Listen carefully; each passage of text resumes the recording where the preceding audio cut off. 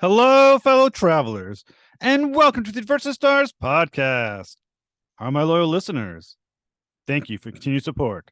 And remember, click the subscribe button, everybody. It's an amazing episode because aboard the mothership is Ron Selmour. You know him from Arrow and Get Shorty. He now stars on the Imperfects on Netflix. Come aboard as we go traversing the stars. Hello, Mr. Selmour. Thank you so much for coming to the Versus Stars podcast. Hey, my pleasure, Jeff. My pleasure, Mr. Haas. My pleasure. It's an honor to speak with you, sir. The Imperfects is a wonderful show, and this is fantastic for me. Yeah, ditto. The feeling is mutual. I think you're definitely one of my favorite characters. Me and my wife, like, so we binged the show, and I was like, after I was like, I think as I watched, especially the last episode, I was messaging your publicist. I was like, I must talk to this person. It's an honor. Thank you. Yeah, man. So I always start off with a question of inspiration. So what inspired your love for acting, and who were your earliest influences? Oh my goodness. Well, I started in the theater. My father was so much into theater. He was a fanatic. I was born in IET, which we refer to as Haiti, but it's IT. My dad was very religious. My parents were very religious, and initially I wasn't too crazy about theater because I equated it with going to church. You know what I mean? When we used to go out on, for events, like to go watch a play, like, at least twice a year. It was just like, my dad would gather, the entire family. It's the same thing as going to church, right? And often the topics were religious stuff. So early on, I had this relationship with it that was weird. And in high school, by then I was in Montreal, and I saw West Side Story. Man. And the magic, and being, 16 years old and having crushes on girls and all that stuff, right? And then watching my peers, you know what I mean, from different backgrounds, and talking about jocks and geeks, and on stage they were all powerful, right? And I'm like, I was familiar with theater, but at that point, like I said, I was a teenager, and then I just wanted to be part of that stuff, to be part of the magic that I saw, and I wanted to have the same impact on someone else like they did on me, this 16-year-old kid. And then the following year, I joined the theater department, and I became a new person. Like everything else in my life was just falling into place, and I knew then and there, that's what I was gonna do, right? That's awesome. Yeah, and ever since then, I've always been, stable up here in terms of, this level of comfort that I had, knowing early on who I was. Now, I found this information online, so feel free to correct me if I'm wrong on this, because I've been wrong before. So is it true that while in Montreal, you had a mentor named Sally Levy who introduced you to Commedia dell'arte? That's right. So for our listeners, what is Commedia dell'arte? Because I don't think I've ever heard of it. Well, Commedia dell'arte, it's theater. It's the art of the stage, right? It's I think it dates. I don't have the specific dates, but it's the European approach. My teacher, Mr. Levy, was from Spain. His background was, he was from Spain, and he was so much into old school theater, and he introduced us to this style, to this genre, we would say. It's mask. It's, you know what I mean. It's beautiful. It's theater. It's fire. It's circus. It's comedy and drama. It's all the old fashioned. I remember being in class, and then overhearing him talking about, in French, he called it le feu de la planche, which he would translate as the fever of it's fur is fire, planche is the woods, it's the planks, it's the stage, right? And I remember overhearing him saying that, and he was behind me on stage, and I was amongst the other students, and I heard the term. But to me, my translation is the fever of fever, the passion of theater. And I could relate to the lingo, I could relate to the imageries. And the commedia dell'arte, I wish I was able to describe it better. But the way I perceived it, it was this transition into this other realm of pure joy and pleasure and fun and masks wearing and laughter and words and poetry, and magic and storytelling, fairy tale, fables and stuff like that.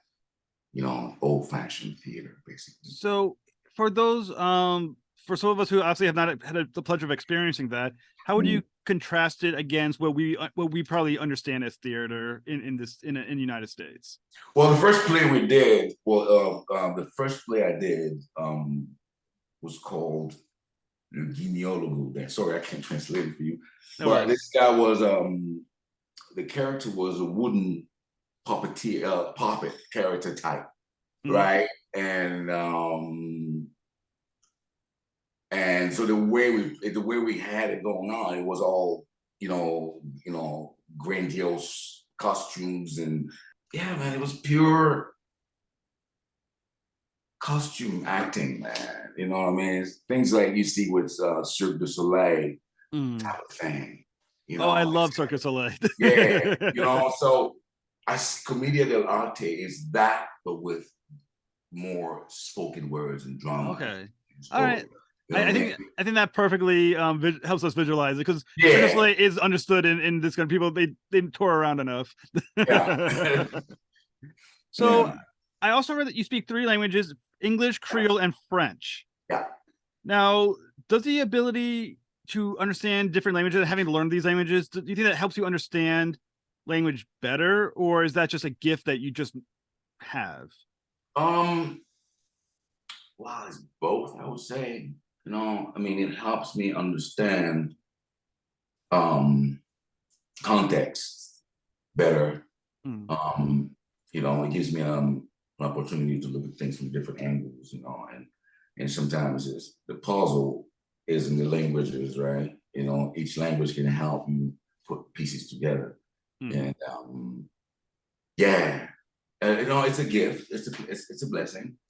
And I love it very much. I enjoy it. I love languages. The 3 languages are those. The 3 that I can speak. Relatively fluently. But I'm messing around with Spanish as well. And I'm always curious about Swahili and all kinds of languages. Because I think it's all coded, right? That's why that's why I emphasize on how to pronounce IET as opposed to hate. Because the curse is in the way you say it, which could be a bad thing. And when you understand the etymology of the word, and then the origin of the word, you know that for the people who was saying the word, it meant a land of higher mind, because it's all mountains. So people who live there are considered closer to heaven, literally, and also, spiritually speaking, it's a very spiritual group of people we are. So it means IET. It has to do with height, with elevation, with mountains. There's all mountains, right? But when you say hate, you're saying it's something different. And then when you understand languages, that might have an impact on the outcome of whatever it is you're naming, right? So that's what I understand about languages, and by speaking multiple languages, you can understand that. Because sometimes you see the similarity, different ways of saying the same thing, and then one language can help you understand clearer what is being said. So when you are learning, when you're preparing a script for a work that's not in your first language, do you translate it first to the language you're most comfortable, or do you learn it as is? Yeah, I learn it as is. Yeah, as is.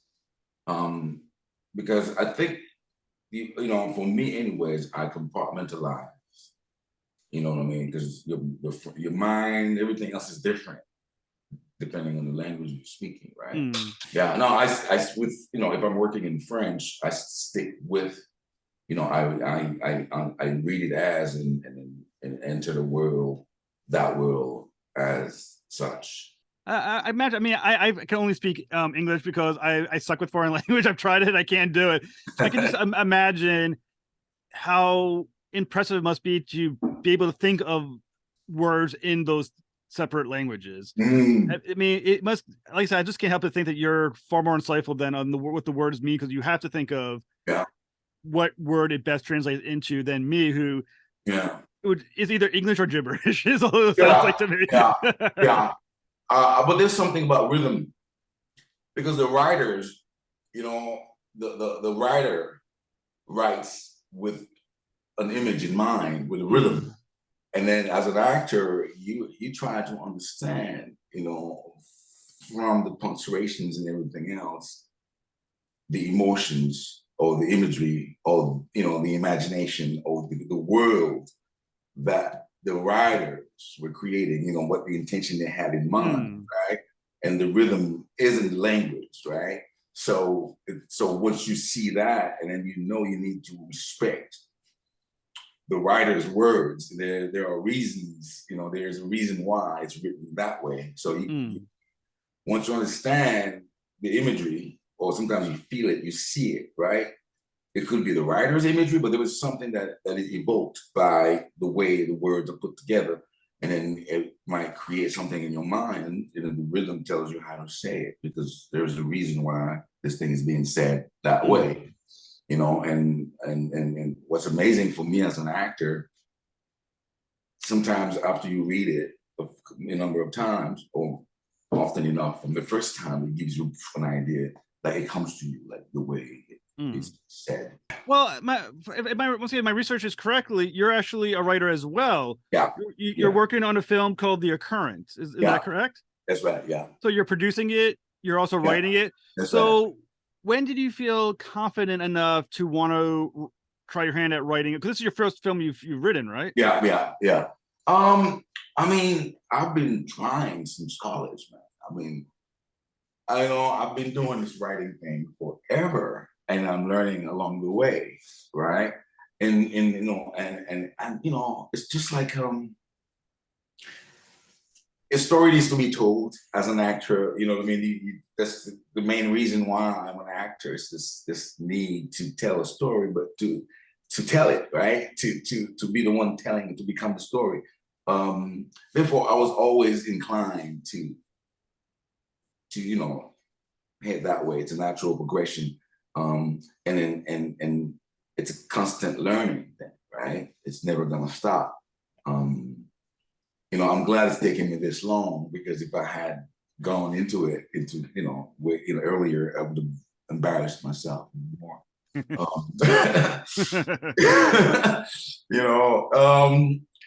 Man, when did I? It's because there's this urge, man. There's an urge to tell story, to write. There's this urge I have, and so it's just I just know that I have to.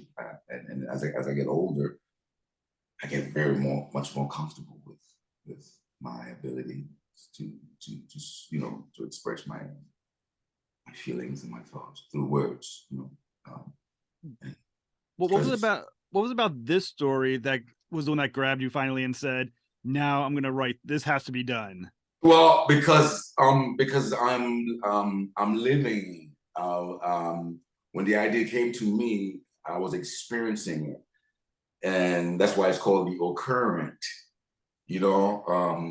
It's basically it's coming. I was picking stuff from life, from real life, and then I was observing a real story happening in front of my eyes, right? And and my mom had passed away as we were working on it. That's why it had to be on pause, right? And then I'm glad we did that, because after my mom's passing, the story has taken a different turn, because it's happening in my real life, right? So Yeah. I'm taking bits of my real life, you know what I mean, and I find the allegory, you know what I mean, the different, you know what I mean, different angles and stuff like that, and things I can compare it with, and then I'm more comfortable with that, because I was experiencing going through a transition, going through growth.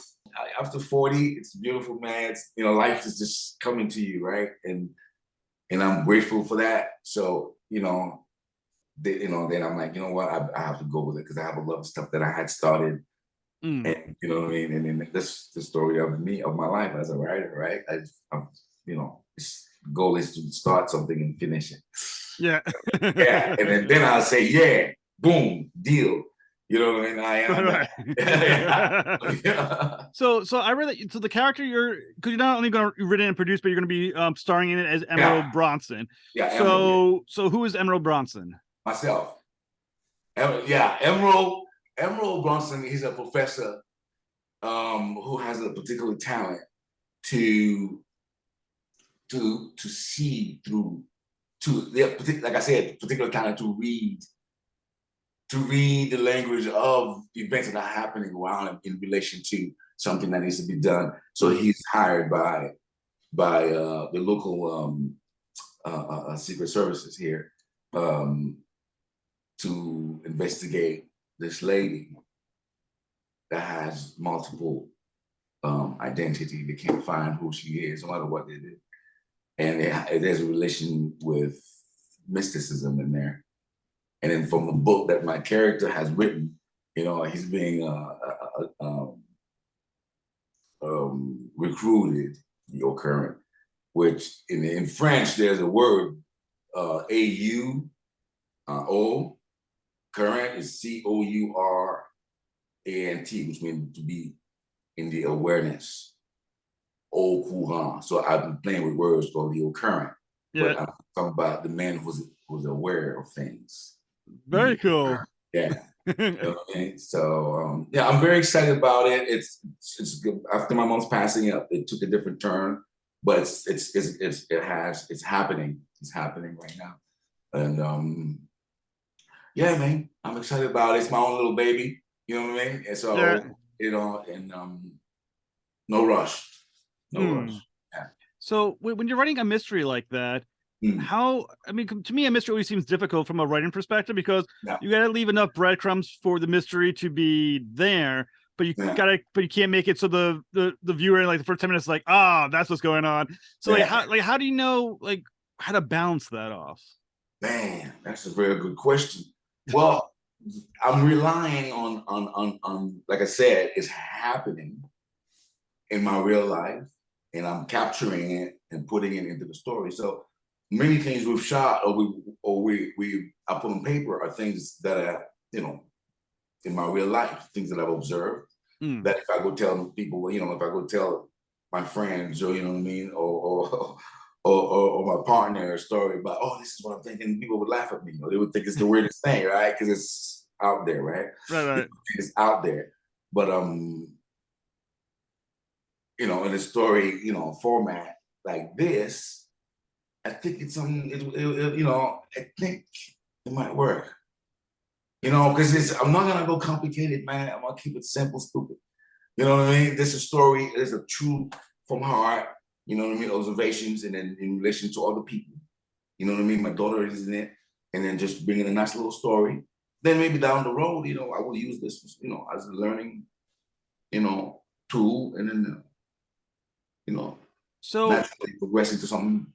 So as a writer now and an actor, which do you think helps the other part of you most? Is it better that you're an actor when you've gone about the writing of it, or is it better to be an actor having the experience now from a writer's perspective? I mean, the film aspect of it, understanding what I think is needed. Yeah, the actor side of things kind of influenced. Yeah, because I see the story in my head. I see the film in my head, from the actor's perspective, also from the viewer's perspective. But when I'm viewing, I'm also, analyzing things as a creator, as an actor. But to answer your question, honestly, I think the actor side of it, to expressing it, man, it's like when I it was just even when I was in college, when I was back then I used to write plays, or I used to attempt to write plays. It was always it was always something for me to play. It was always for me. So, what do you think the timetable is for our listeners to be able to see the Occurrent? Well, since we're in the process, we're still in the process, man. I'm thinking, it's gonna be out here, online, one of the outlets. I don't have any idea yet, but it's gonna be available to the public, man. It's not gonna be something crazy because my intention is to learn, to grow, and to share.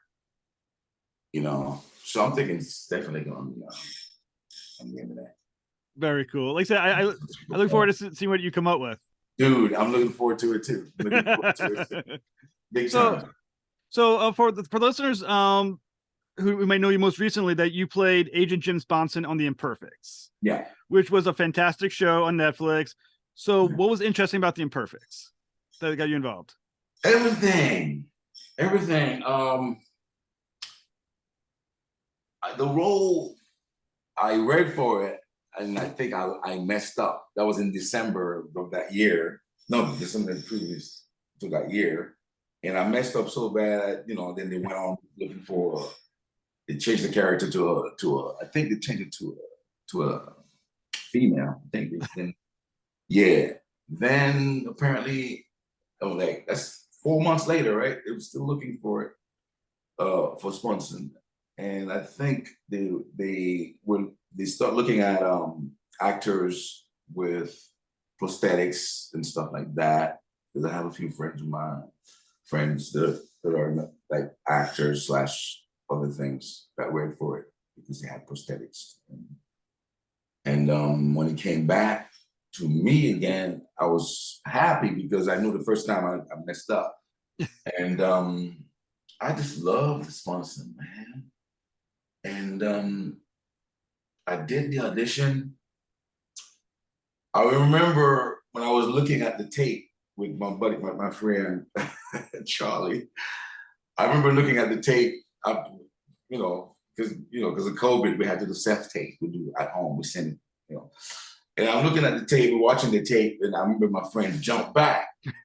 I'm like, in my mind, I'm like, you were just doing the tape with me. And that's how I jumped. And that's when I in my mind, I'm like, okay, we on to something here. Because even my friend, he knows me, he knows me very well as we were watching the tape, even now, and that's how connected I was to the character. So from that point on, I just felt something special about him, from the audition, and then we sent the tape. I think the following day, my agent called me and I was excited, man. And then when he told me, about my nose, I'm like, wow. Because when I sent the tape, I was concerned about, because when I was watching the tape, my hair, my nose hair was sticking out.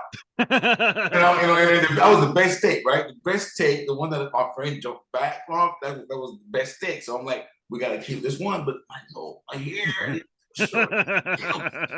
And then so when I sent the tape, and when my agent called me the next day and told me they're gonna chop your nose up, I'm like, oh shoot. Obviously, they liked the tape, but the hair was, the hair, like, gotta do something on this. So that's my story about Sponson, man. I thought it was the hair in my nose, which like, because of the lighting and stuff, and then right. My hair, I'm like, oh, that was a good tape. Nose, the hair was showing. So that was a big laughing thing, man, with myself. Yeah. And dude, it was fun. It's fun. Because I've worked with half of the people from that show on Ben Helsing the last season. And his family, I love all these folks, man. And it was fun stuff, man. I mean, as an actor, it's the kind of stuff I look for. The character himself, and then the plot, and the stuff how I got to do, and then everything. I mean, that was a gift, and I'm grateful for. I'm very grateful for it. Yeah, I mean, what else can I say about Sponson? So, I mean, he had like this fantastic character arc in the series. I mean, considering he wasn't in every episode, he still had this very distinct character arc. Yeah. So when you decided to play Agent Sponson and you kind of get a sense of the character, did you view him as someone who viewed himself as a hero? And do you think he really believed in the program that all these monsters needed to be killed? I don't think he felt that way. I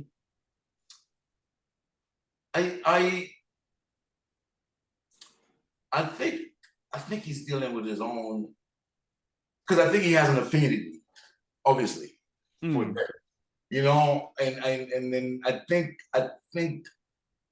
he and them are cut from the same cloth. I don't, you know what I mean? I think he's very protective of the program, and also very protective of them. Sponson sees himself as a good guy, man. He sees himself as a hero. He sees himself as, the man who's gonna lead the whole thing.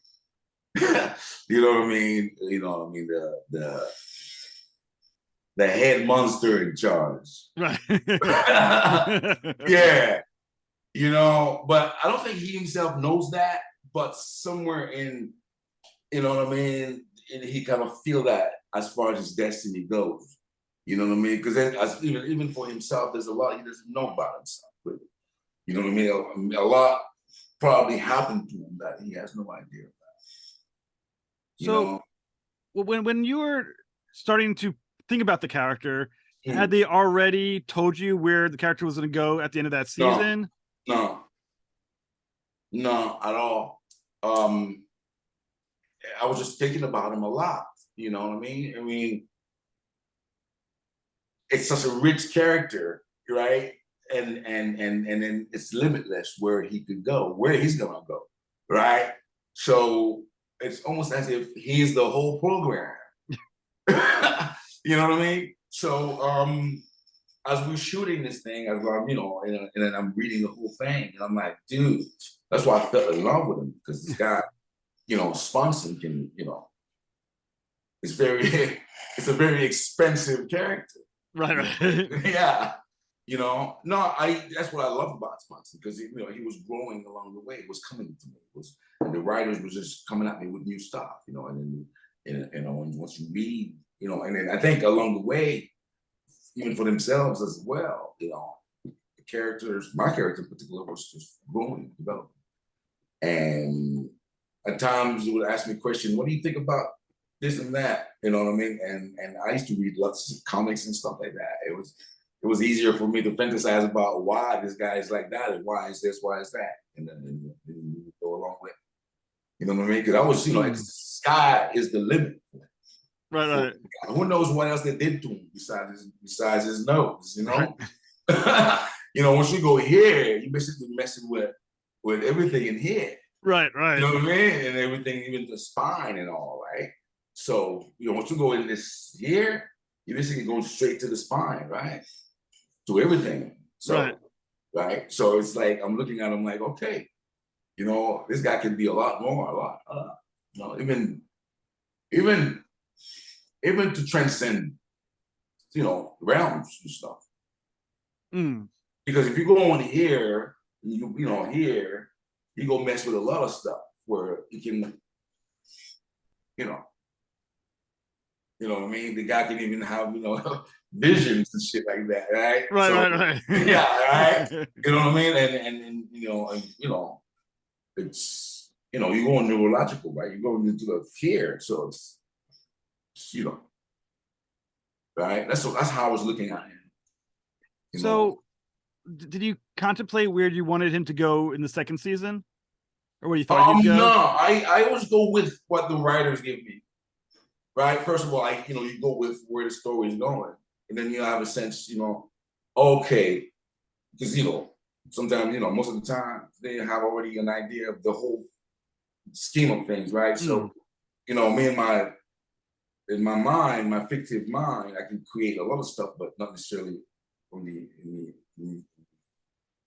outer world, right? But so I leave room for whatever they gave me, then I take my mind. My mind will take it somewhere else. Right. But like I said, once you give me a piece of something else, this guy is limitless of what he can be. Right. Yeah. Right. So I'm excited about, because for me, as an actor, I enjoy having hair, nose, mask, whatever you give me, right? So just for virtue of giving me that face, man, it's a gift. Like I said, I'm a theater actor, so you give me something to play with. And that's why with Sponson, all of a sudden, my voice changes, everything changes, right? It wasn't a decision I made right away. It's just I had to put me into the thing. It makes sense that. And it's amazing how, roles like Sponson, it just comes to you when you get into the mindset, and then boom, boom, boom, you're into the world. And all of a sudden he has a different behavior, because it's a whole context of everything else going on around you. You know what I mean? Sets you, okay, this is what you are here. You represent this in relation to all of that. Therefore, your behavior and attitude, everything changes. That's what's beautiful about the craft, acting, storytelling. So, what do you think? So, what is next for you? Well, next for me, right now, I'm guest starring in Nancy Drew, playing a gravedigger. Oh, very cool. Yeah. And then writing, man, keep writing, and the Occurrent, and a number of other things I have on the table, but I want, like I said, I want to compartmentalize so I don't go crazy. Right now we're going into the holidays. I'm gonna take time to heal. My knee, I injured my knee a little bit, my left knee. So my time to heal during the holidays. And writing, of course. And then next year, go back at it, man. It's a lifelong thing. That's what's good about acting as well. There's no age of retirement. Well, Ron, it's been an absolute honor to speak with you. When you're ready to tell more stories, come back on, and I want to talk about them. You betcha, Jeff. You betcha, man. My pleasure. Thank you so much, sir. You've been fantastic. Oh my goodness, my pleasure. You've been fantastic. You made it easy for me, man. I appreciate that. And I went into tangents here and there, but no, it's totally good. Like I said, come back. We talk about more when you're, especially Occurrent, when that's ready to, when you're into filming, come back and talk about it. Sounds good, bro. Sounds good. I will. Have a great night, sir. You too, bro.